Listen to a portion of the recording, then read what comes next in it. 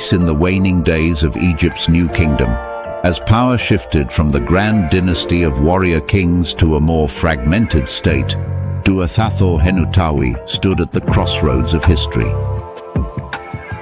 Born into royalty, she was the daughter of Ramesses XI, the last pharaoh of the 20th dynasty, and she bore the title of Adorer of Hathor, a name that reflected her sacred duty to the goddess of love and fertility, Hathor, one of the most revered deities of the time. Henuttawy's life unfolded in a period of transition as the once mighty new kingdom began to lose its grip on the lands it had once dominated.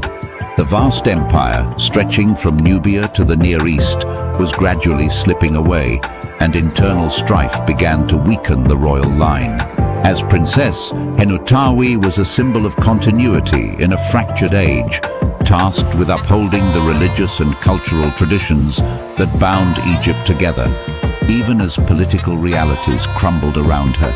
Upon marrying Pinejem I, the high priest of Amun, Henuttawy transitioned from princess to queen. This union symbolized the growing power of the priesthood in Thebes, which had begun to overshadow the pharaoh's secular authority.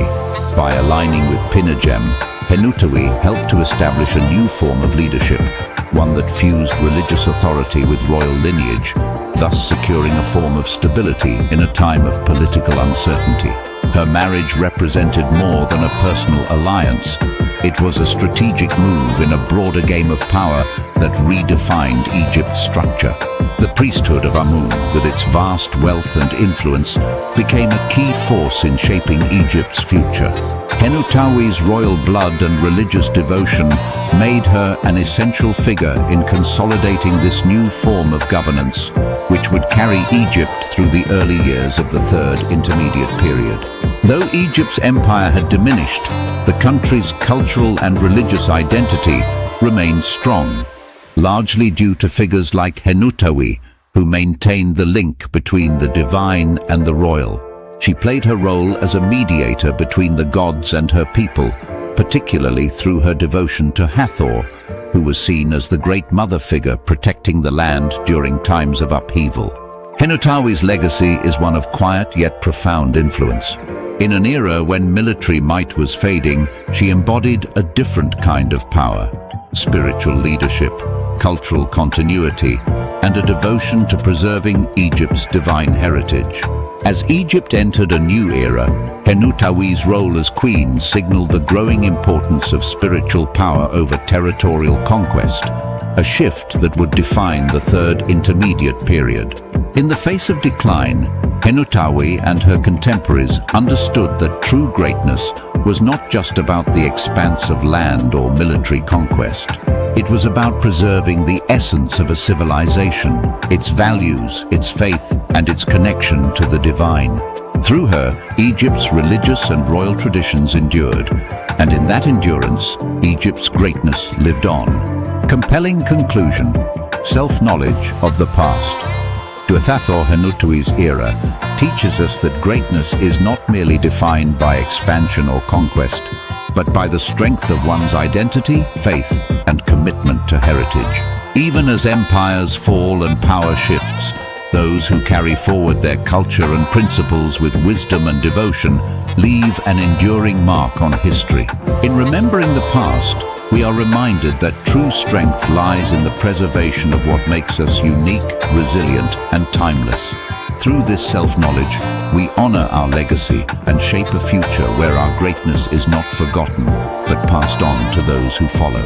As the reign of Duathathor-Henuttawy continued, the landscape of Egypt evolved. The once unquestioned rule of the pharaohs was now fragmented, split between the power of the royal family and the increasingly dominant priesthood. Yet Henuttawy's unique position allowed her to be a bridge between these two worlds. Her marriage to Pinejem I, the high priest of Amun, was more than a political arrangement. It represented a fusion of spiritual authority and royal lineage that would sustain Egypt during its turbulent transition. Henuttawy was not simply a passive figure in these times. As adorer of Hathor, mistress of the two lands, she embodied a sacred role that intertwined the divine with the mortal. Hathor, the goddess she served, was not just a symbol of fertility and motherhood. She was a protector of Egypt, a guardian of its sacred traditions. Henuttawy's devotion to this deity reflected her commitment to preserving Egypt's spiritual foundation, even as the political landscape shifted beneath her. Under her influence, the royal family's connection to the divine remained unbroken. She played a key role in sustaining the spiritual ceremonies and rituals that had long bound Egypt together, ensuring that the gods remained a part of everyday life. In the temples of Thebes, Henuttawy and her family upheld the rites that kept Egypt's religious traditions alive. In doing so, they preserved the nation's soul, even as the might of its empire diminished. Her husband, Pinegemwesus, took on the title of pharaoh while continuing his role as high priest, further cementing the dual role of religious and royal power. Together, Henuttawy and Pinegem oversaw a delicate balance that allowed Egypt to transition into the third intermediate period without falling into complete chaos. Their reign was not one of military conquest but of cultural preservation, which would prove to be their true legacy. This was a time when Egypt's greatness was no longer measured in the wealth of its conquests or the strength of its armies, but in its ability to endure as a civilization. Henuttawy's role in this endurance cannot be overstated. She maintained the spiritual and cultural identity of Egypt, ensuring that the land of the Nile continued to honor its gods, its past, and its future. Her reign symbolized a shift from the external might of empire to the internal strength of tradition and faith. In her later years, Henuttawy witnessed the solidification of the priesthood's power as her sons and grandsons continued to play important roles in Egypt's evolving hierarchy. She had done her part to ensure the survival of her lineage, but more importantly, she had safeguarded the spiritual heart of Egypt during one of its most vulnerable periods.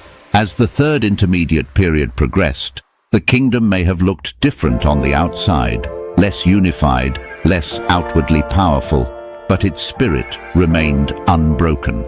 This was Henuttawy's true gift to her people, the knowledge that even in times of decline, Egypt's greatness lived on in its traditions, its faith, and its connection to the divine. Compelling conclusion: self-knowledge of the past. In the life of Duathathor-Henuttawy, we see a powerful reminder that true greatness is not always measured in grand monuments or vast conquests. Sometimes it is found in the quiet, enduring strength of those who preserve a nation's heart. Henuttawy's legacy teaches us that when the world around us changes, it is our commitment to our identity, our culture, and our faith that keeps us whole. By looking to the past, we learn that greatness is not only something to achieve, but something to protect, nurture, and pass on. In this, we find the true essence of who we are, and through this knowledge, we shape a future that honors the best of our history. Kindly click like, subscribe, and share this channel.